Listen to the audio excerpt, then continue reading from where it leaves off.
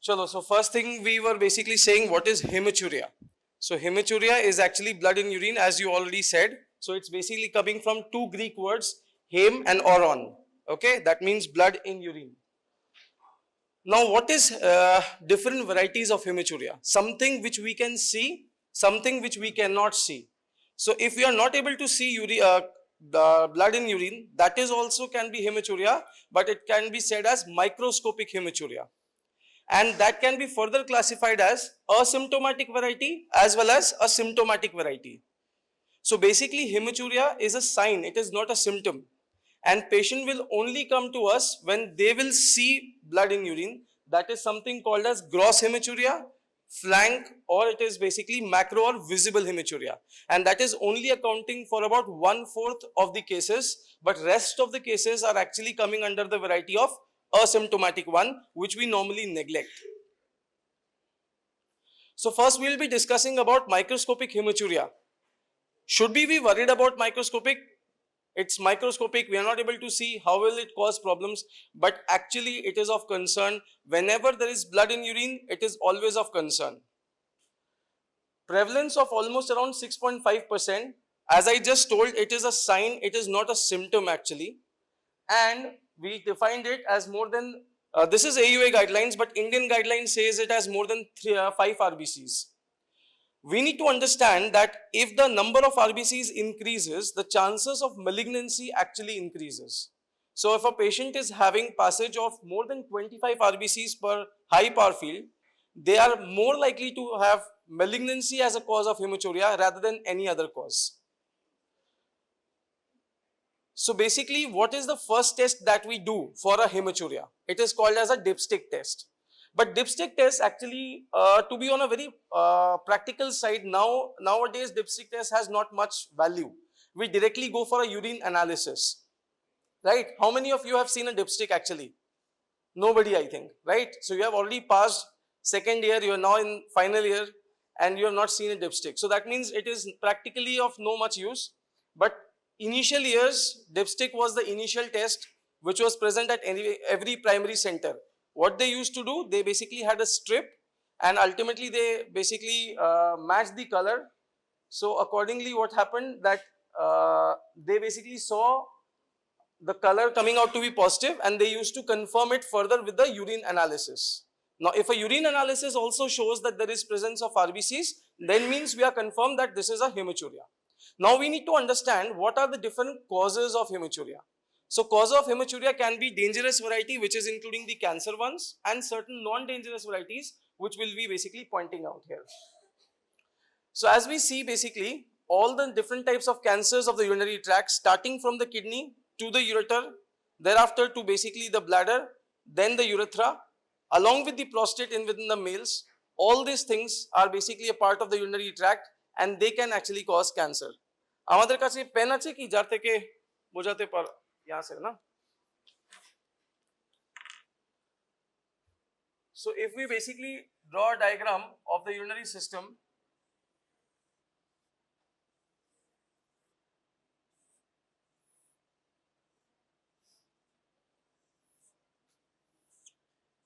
so this is basically our urinary system where this is the kidney part, this is the pelvic calyceal system, this is the ureter, this is the bladder, this is the urethra, and this is the basic prostate. So cancer in any part can actually cause hematuria. And we need to understand this, that this hematuria is always a gross hematuria, sometimes microscopic, which we are basically seeing here. Other causes that can actually take place, as I just told that these are all having cancers, in the similar variety they can all have infections as well. Anything which is above this level is taken as upper tract UTI. Anything which is below this level is taken as lower tract UTI. We normally feel that UTI is something which is an infection taking inside the urinary bladder, but it is not so. Urinary tract infection is actually a upper tract UTI or a lower tract UTI. So kidney infection is also a UTI only, although it is of a much severe variety, and that is termed in the form of pyelonephritis. So pyelonephritis is basically normally seen in females more commonly, particularly diabetic females, and they basically present with fever, chills and rigor, flank pain. it is in an uncontrolled diabetic state. This is a very deadly condition. If we are talking about UTI, the worst and the most severe variety of UTI is a pyelonephritis. And thereafter, the cystitis. What is cystitis? It is basically infection inside the bladder. It can be ranging from a simple level to a very complex one as well. So any forms of infections can be there. Tuberculosis obviously has to be one of the cause in India because India is endemic for tuberculosis. Thereafter, schistosomiasis and many other causes are there. Hemorrhagic cystitis we'll be discussing as a separate entity in the next slides. Again, any kinds of stone which is present here, any kind of stone present in the ureter, any kind of stone in within the bladder, this is also one of the causes of hematuria. Why? If suppose this particular stone moves from here to here, it will actually not move in a very simple way. It will move in a hazy way. It will erode the walls, and the walls eroded will ultimately bring about hematuria. So stones is also one of the causes which brings about hematuria. Apart from that, particularly the males, they are also having hematuria for prostatic reasons. So prostate is an organ which is basically present at this particular level. This prostate normally increases in size, and there are three different conditions: prostatitis, prostatic cancer, or it is just a simple benign enlargement of prostate which can bring about sometimes chances of hematuria. We'll again discuss that later. Apart from that, there are medical renal diseases. Now see, we are surgeons, our methodology always goes towards surgery, but we should always be having an open mind regarding the other causes of hematuria. Till now, whatever I have discussed comes under me, but then there are other cases which comes under the nephrologist and certain things where we normally miss out. For example, if a person is having vigorous exercises, or basically following a sexual intercourse, or it is actually different congenital conditions like polycystic kidney diseases, or any other medical conditions like glomerulonephritis, IgA nephropathy. All these are also conditions which can bring about hematuria. We should also understand many of the heart patients, they take anticoagulants, antiplatelets. These are also the ones which can bring about hematuria. So we should be open-minded regarding when we are basically discussing about hematuria. Now there are certain very important criteria which actually define the patients in a high-risk category. Those who are having chances of increased malignancy. These are those who are of elderly age group, very complex things, just simple wala. Those who are smokers, those who are male, those who are elderly, those who are having a substance abuse, which may basically be in the form of analgesics, or those who are, this is a very important one, occupational hazard. Now, in basic in this eastern part of India, Odisha or particularly Bengal, we are having arsenic in water. We are having the largest amount of bladder cancers in the entire India. Apart from that, those who are working in paint industries, dye industries, etc., they are actually exposed to the aromatic amines and benzenes, and that actually also is a high risk factor. The others are something which you need to mug up. Now, what is the AUA guidelines saying? So AUA guidelines, as I said, we should be open-minded. So AUA guidelines are saying that in the absence of any obvious benign cause, as I told about menstruation, infections, we should always have a complete evaluation of hematuria whenever a patient comes to us. We should not neglect hematuria at all, whatever might be. Also, anticoagulants or antiplatelets, as I just mentioned, should always be kept in mind, because many times we just simply forget that this patient might be having certain medications which can bring about hematuria. Now, when we are examining this, before that I'll just say one more thing to you. Many a times patient comes to us and he says, I am passing blood in urine. But actually when we inquire the patient nicely, we find the patient was completely dehydrated. The level of dehydration nowadays is so severe that it might also look like a hematuria to the persons, which is not how we confirm with urine analysis, right? Second important thing comes across is that there are certain kind of patients who are having trauma, simple trauma history. Trauma can bring about hematuria, so we should not think about any pathologies. He was a normal person, he had a trauma, and thereafter the bleeding has started. So trauma should always be kept in mind. Many a times trauma is obvious, so we don't need to inquire, but many a times trauma is a silent one. He will not tell you, you have to find out. Okay? So these are other things that you have to keep in mind. There are certain drugs which is basically including phenazopyridine. Tuberculosis, there is rifampicin, you all know I think. So all these drugs can also bring about red color urine, right? We are having intake of beetroots, etc. So these beetroots also bring about red color urine. So we have to be basically clear about the fact that a urine analysis showing RBCs is only hematuria, but just not the color of the urine. Color of urine can be red in these situations as well. Okay? Now, how are you going to basically evaluate these patients? See, hematuria is something which can be a chronic process, which can be an acute entity. It is something which can be present just in the initial beginning. The patient comes to us, they say that we had hematuria, but it was only in the initial stream, not later on. We had hematuria which was present all throughout the system, all throughout the urination, or at the end. So they can actually give us an idea about what can be the cause of the hematuria. If it is initial, it might be coming from the urethra itself. It just came and then went off. If it is later, all the urine passed away, anything which is coming at the level of bladder neck or at the level of the trigone can actually cause these things, or even the prostatic neck as well. Anything which is above the bladder or basically coming from the kidneys will have an entire length of urination which will be showing you presence of blood in urine. So you should have an idea about that. The basic other things that we need to rule out is that we should be asking the patient whether you had a recent history of fever. So there might be a chance that simple infection was the cause. We should be asking whether the patient had any trauma. We have already asked that. A recent history of menstruation, particularly in case of a female. Prostatic enlargement, so any kind of LUTS symptoms. LUTS, what is the full form of LUTS? Anybody? Lower urinary tract symptoms. So lower urinary tract symptoms are normally symptoms which is of two different varieties. One is obstructive, one is irritative variety, right? So not necessary. It is not at all necessary. It actually depends upon the fact that how is the pathology going, and LUTS has many causes. Overactive bladders have first obstructive symptoms, so it's not necessary about that. But LUTS symptoms also has to be ruled out. If a patient is having any kind of smoking history, why did I say smoking? Just recently we saw that smoking is one of the very important factors which has increased chances of cancer. So ultimately smoking history should always be ruled out in a patient that is having hematuria. Apart from that, if a patient is having a recent instrumentation, so many a times junior was attempting a catheterization, he made a false passage, and thereafter the bleeding started. So a recent instrumentation history should always be taken into account. Any history which is related to the nephrology issues. That means a child had a nephrotic syndrome earlier, now he is coming to you at the age of almost around 35, 40 to you.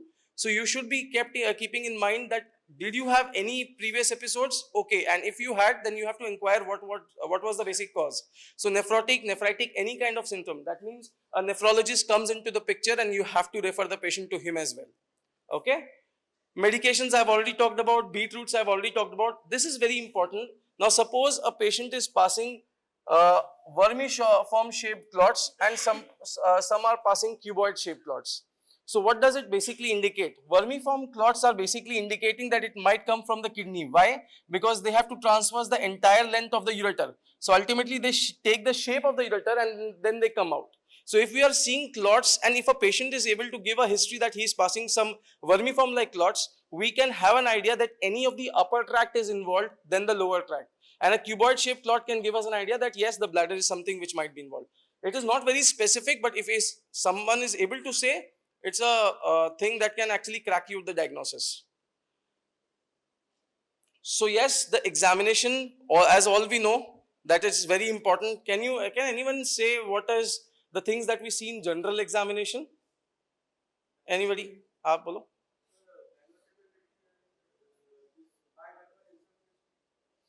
That is not a general examination. That is a specific examination. So a general examination, actually we neglect general examinations where we are just seeing basically vitals of the patient. We are seeing pallor, cyanosis, jaundice, clubbing, edema. All these things are basically seen. So why it is important? What are the things that we expect in general examination of a patient having hematuria? Do we expect pallor? A blood in urine means pallor can be there. It can be basically one thing. Do we expect jaundice in a patient? Basically, patients who are having severe levels of anticoagulants, coagulopathy, they can present with jaundice. We have to also find that if a patient is having a higher BP and edema, if together these two things are present, then chances of a medical renal disease is very high. We have to think that the patient is having temperature. That means a UTI comes into the picture. So each and every point in the history taking as well as examination can clinch you to the diagnosis if you take it properly, because it is not requiring to go to the level next, that is basically cystoscopy or the imaging investigations. Okay. So now we come to the fact that, as you were saying, bimanual palpation. So normally the palpation of a kidney or a bladder is done bimanually. We are doing it with both hands because this is a retroperitoneal organ. Retroperitoneum, what is retroperitoneum?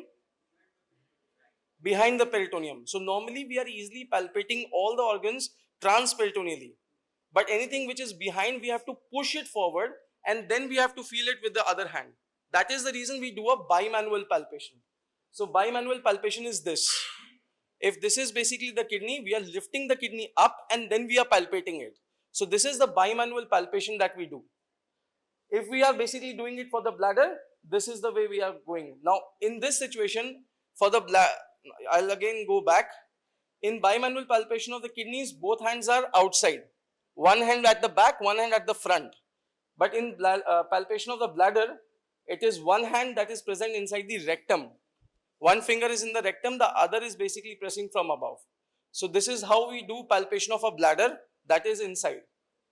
DRE examination, it is something which is helpful for the understanding of prostate, how large it is, what is its texture, whether it is nodular, whether it is hard, so that we can get an idea whether it is basically related to the prostate cancer or it is just simply an enlargement. A patient is just jumping once we are basically entering the finger. He's not having any anal fissure, he's not having any other facts, but once we touch the prostate, the patient jumps up. Why?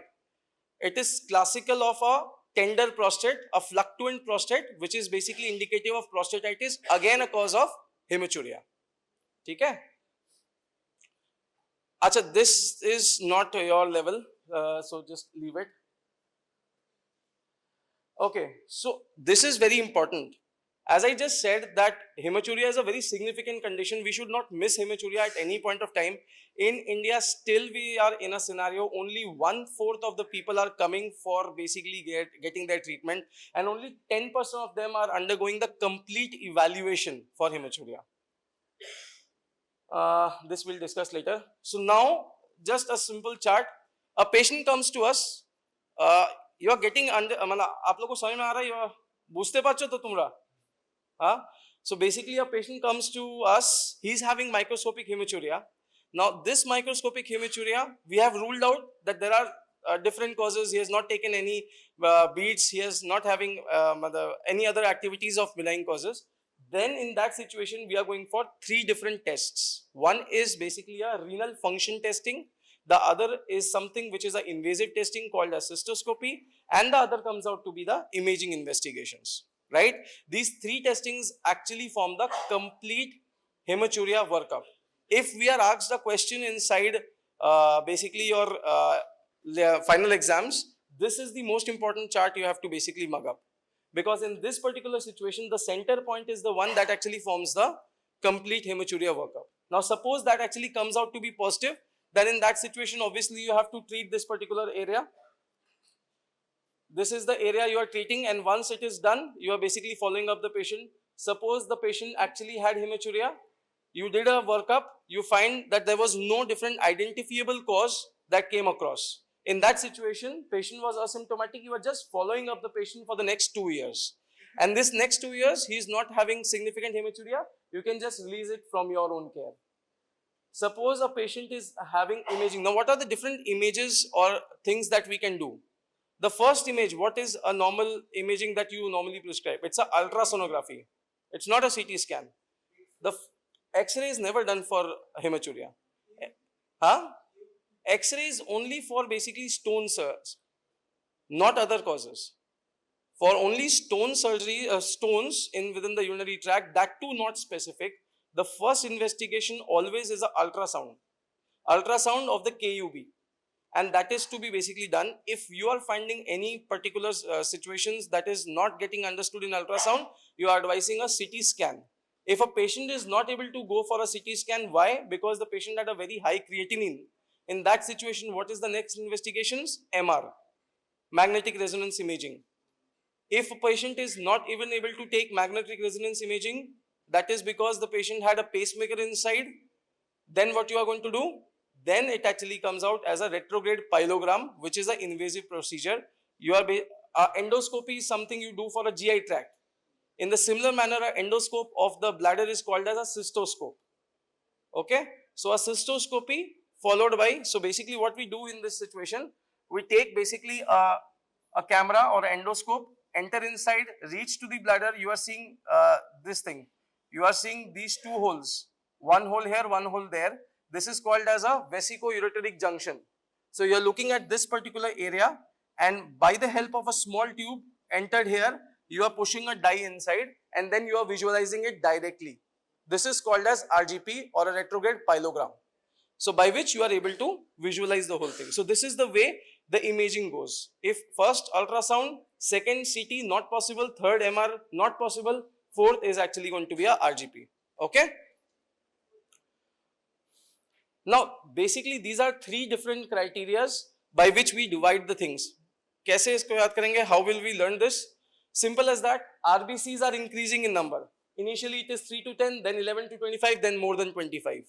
Age is increasing. Less than 50, 50, 59, more than 60. Microscopic to macroscopic. So it is microscopic hematuria. Here it is additional factors, and there it actually comes out to be gross hematuria. So it's a very easy table actually, but you are able to stratify the patients into a low, intermediate and a high risk, so that you are understanding. Now for example, a low risk patient comes to you. Low risk means you have actually taken a proper history, you find that this is a low risk category. So simple ultrasound will do. But as you were saying, how about a CT scan in the first go? So in a patient who is having a high risk category, you might advise a CT scan in the first go if he is having gross hematuria. Although we still are practicing USG followed by CT, but this is one area where you can directly go for a CT. Okay. Achha, this is a similar chart. I have just portrayed in this fact that there I had actually shown that there are three methods of things: cystoscopy, imaging, as well as renal function testing. Here I have just made the fact that in a patient who is having low risk, ultrasound is good enough.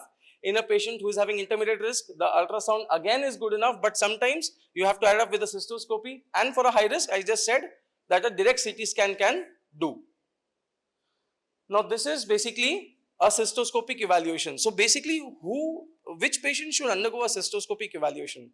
Patients who are having gross hematuria, not bladder tumor. Bladder tumor is a finding of cystoscopy, but patients who are having, if we know bladder tumor, why will we go for a cystoscopy? We will go directly for an operation, na? So any patient who is above 35 years of age, any patient who is having a high risk category, which I told you, high age, male preponderance, smoking history, all these things that I showed in the chart. So if any of these factors are there, above 35 years of age is there, gross hematuria is there, you are going to do a cystoscopy. Okay. There are two different kinds of cystoscopy. One is a white light, one is a blue light. We normally do a white light cystoscopy. Why? A blue light is something which is done in the Western countries. It will highlight all vessels along with the tumor. But basically it will over exaggerate the findings, and we are cutting the normal tissues as well. No use. What is this? What is this? So this is basically a picture inside the bladder, where we are looking at a growth which is coming from one of the walls of the bladder, and that is actually typical of a urinary bladder growth. Now as I have actually discussed the whole thing, that first CT, then if not possible MR, then if not possible RGP. I think I have already discussed this particular thing to you, and this is typical, this is called as a RGP. So we actually had taken a tube inside and into the ureter, as we can just see, we have entered a tube inside and we have pushed a dye, and now we are able to visualize the whole situations. What is the finding? There is a filling defect inside. This should also have become white, but this is not coming white. So that means there was a tumor inside this particular area. So that means here the tumor was. This is called as a urothelial cancer. Now what about urine cytology? What is urine cytology? Anybody any idea? Urine cytology? So suppose if we are not finding anything in anywhere, okay, in that situation we order the patients to get a urine cytology done. In this particular situation, there is a histopathological examination, not microscopic, but a histopathological examination that's done for the urine samples. And ultimately, if there is presence of malignant cells inside it, we are finding that there is very high chances that there is cancer. Okay. Now, how are you going to follow up these patients? I had already told you the fact that if a patient is having hematuria, we have treated him or her, and ultimately they are well enough. We need a biannual checkup. That means annually we are going to check up these patients. If they are found to have absolutely no hematuria in the next 2 years, we can free them up. Okay. Suppose a patient came to us, we were treating him or her, ultimately they went off, they were not compliant to the treatment. What we will do? We again, if the patient comes back to us, we will get a complete evaluation done. And if a patient is coming back at a later period, then it should be immediately when the patient comes. Okay. So till now we were discussing about something which was asymptomatic microscopic hematuria. That means there was no symptoms. So what is symptoms actually? Symptoms means patient is having associated pain.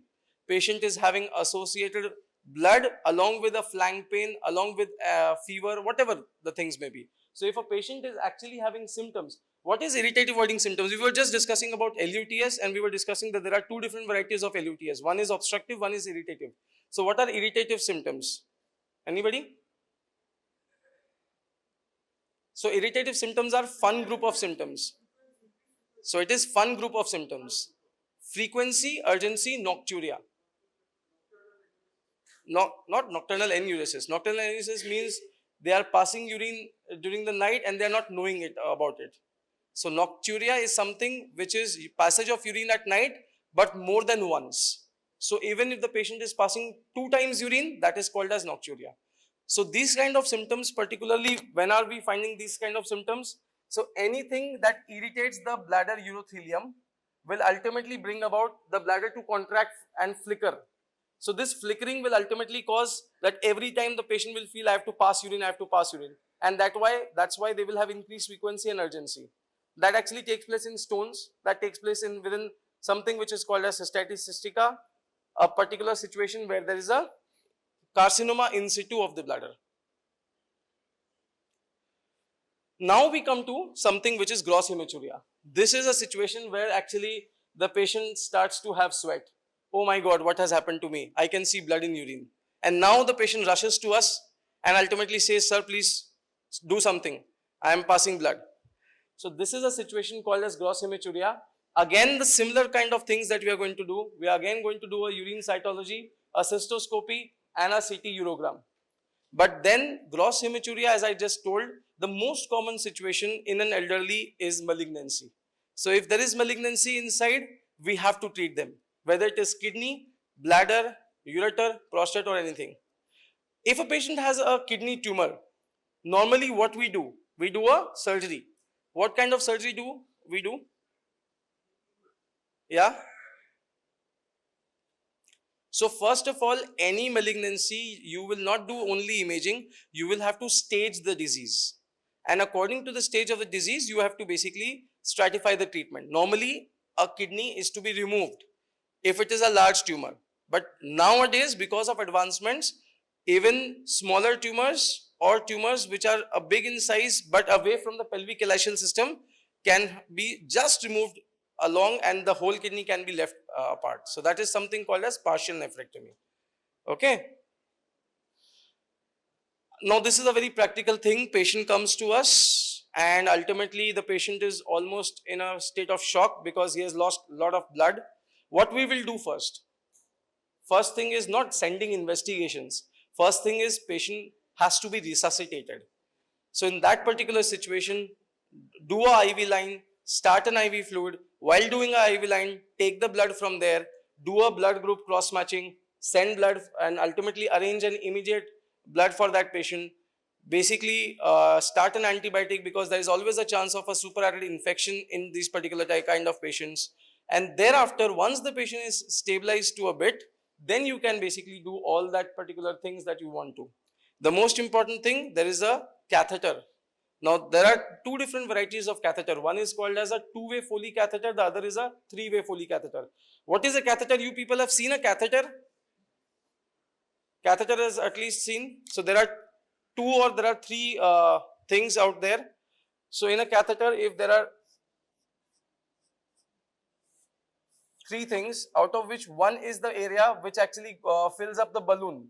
So this is basically filling up the balloon. The other area is the one that is draining out the urine. The other area is the one where we are going to connect a cannula through which a irrigation is started.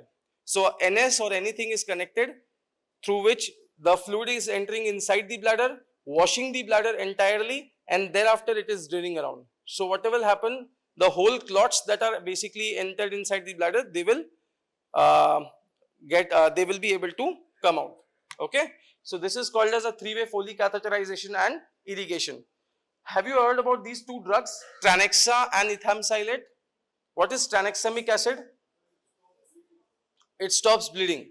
But then you have to understand that this tranexamic acid sometimes is very harmful also for the patient. Why? If a source is through the bladder, this will stop bleeding, but it will lead to clot formation. And this clots will ultimately, what will happen, this clots will actually form here, here, here, here, and what will happen, it will clog the whole Foley's catheter, and the Foley's catheter will be blocked, the bladder will become distended. So we need to remember that tranexamic acid should be avoided in patients who are having a bladder pathology or suspected bladder pathology. But any pathology which is basically in the upper tract, whether it is kidneys or ureters, we can give tranexamic acid. Otherwise, we have to give ethamsilate. So basically, prostate, as I just told about, I'll not go into the details of it. I'll just say that I just drew the diagram out here that this is basically the prostate. Now, whenever there is a prostatic enlargement which takes place, if this is basically the bladder and this is the urethra and this is the prostate, the urine is basically flowing from this particular end. Prostate increases and ultimately grows inside. So it will obstruct the passage.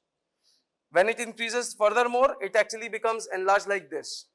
So this particular prostatic enlargements can actually get infected and lead to prostatitis, can simply get enlarged, benign prostatic hyperplasia, or can actually develop cancer, which is called as a prostatic cancer, right? So there are three different varieties. I'll just, okay, that particular slide is gone. But these three different varieties are having the three different treatments. For a prostatitis, only treatment is simple antibiotics, and that will treat the patient. For patients having BPH, we have to basically add a, yes, that were previous drugs. So now the more selective drugs have come across, which are known as tamsulosin, alfuzosin, or silodosin.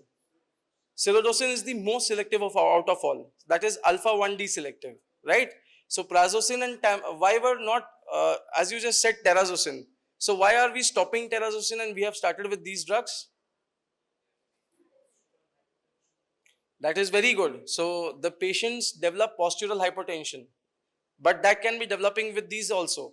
The other important reason why we stopped these drugs, because they actually lower down the BP on a long-term basis. So terazosin was a drug which was actually used as an antihypertensive initially. They found that this has a very good role in prostate, so let's try in the prostate as well. So that means it actually had systemic effects as well. But nowadays, the drugs like silodosin or any others, they don't have cardiovascular side effects. They don't cause any decrease in the pressure or anything like that. So ultimately, they are very safe. They are cardio safe, right? So basically, as you said, that BPH can be treated with the help of these drugs, along with that 5-alpha reductase. If a prostate cancer is coming into the diagnosis, in that situation we have to stage the disease and we have to take the whole organ out, called as a radical prostatectomy. What is this? So this is also a bleeding that is coming in inside, coming from the urinary passage only, but it is coming from the urinary passage. It is not present inside the urine. So it is not a hematuria. It is a urethral bleeding. Okay. So hematuria is something which has basically coming inside the urine.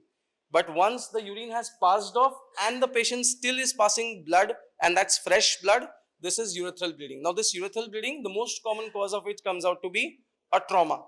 Now that trauma can be a straddle injury. That trauma can be basically a trauma that is just simply because of any physical assault or anything like that. Or it can be a forceful catheterization. So one should never attempt a forceful catheterization, because a person who was absolutely healthy, you have made him in a hell of a situation. As I told, till now I was discussing my part, but we should have an open mind. We should always remember that medical renal disease is also one of the causes which can bring about hematuria. How will we know that it is a medical renal disease? Definitely we have investigated, we have found no other causes. We have to think about the medical renal disease as well. Very important thing that comes across is the urine analysis itself in the first go. I am not going any further. Just a simple urine analysis will help us to know about casts. I have given casts, yes. So there are different variety of casts which are there. But the RBC cast that is just onto the left hand side there, this one, this RBC cast, they become dysmorphic. And this dysmorphic RBC casts, whenever they are present inside this urine analysis, we understand that this is a 100% situation of a medical renal disease. We don't need to do anything, just refer the patient to the nephrologist. Again, one more thing which helps us to know, it's proteinuria. So if a RBC cast along with the proteinuria, along with presence of this dysmorphic RBCs are there, we are 100% sure that this is basically a medical renal disease, and it should be again treated, but not by me, by a nephrologist, right? So can you tell me certain nephrological causes? One I had told you in the beginning itself, glomerulonephritis. And what is the most common glomerulonephritis that is found worldwide? IgA nephropathy, also known as Buerger's disease, right? So all these are MCQs. Abhi it's all about MCQs, I think, hai na? So all these are MCQs. IgA nephropathy, Buerger's disease, all these are MCQs. So this is a very simple thing. We can easily find out whether the cause is inside the glomerulus here, whether the cause is inside the tubules. What are the basic causes? There are two different systems, which is inside the kidney. One is glomerulus, the other is the tubules. And then comes the pelvic-ileal system. Whether it is coming from glomerulus, it is by the help of dysmorphic RBCs. Dysmorphic RBCs, again a MCQ, it is classical of glomerulonephritis, it's classical. If it is normal RBCs, it's tubular. Okay? IgA nephropathy, Buerger's disease, I have already talked about. Casts, I have already shown. Now there are one more very important condition where hematuria can take place. Patients undergoing stone surgeries. We do PCNL, which is called as percutaneous nephrolithotomy. Many a times we puncture the kidney, but sometimes accidentally we are basically puncturing the vessels. And what happens, there is a connection that takes place between the vessels as well as the urinary tract called as an arteriovenous malformation, and ultimately the patient in the post-operative period continues to bleed. Many a times it settles down conservatively, but if it is not getting settled down, what we need to do, we have to go for an angioembolization, right? The other thing is also called as ureteroiliac artery fistula. What it is? So there are many situations where there is a retroperitoneal fibrosis. The whole fibrosis has actually adhered to the ureter, or it is basically having any forms of a radiation therapy. We gave radiation, the whole ureter became fragile, the vessels became fragile, both got connected. Ultimately what happened? There was a ureteroiliac fistula. So the basic treatment is angioembolization, or we can just stent the patient up so that we can separate out the system. Now this is not for you actually. So we are at the end of our class, and what are the topics we discussed? What are the take home messages? So the first important thing, 3 or greater RBCs is called microscopic hematuria. something which is basically a positive dipstick is not indicative that it is only thing. It is just a first step, but we have to always confirm it with the help of a urine analysis. Initial evaluation, we have to always look at the renal function. Along with that, the other things are there. Whenever there is presence of RBC cast, proteinuria or cellular cast, it is actually indicative of a medical renal disease.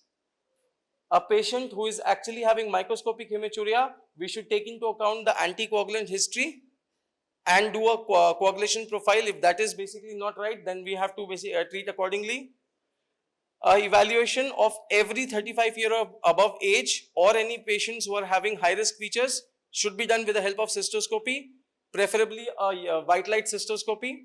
Urine infection should always be taken into account. The best investigation to find out the cause of a hematuria when suspecting a cancer is a CT scan. A particular CT scan is called as a multiphasic CT urogram. This multiphasic CT urogram has 3 phases.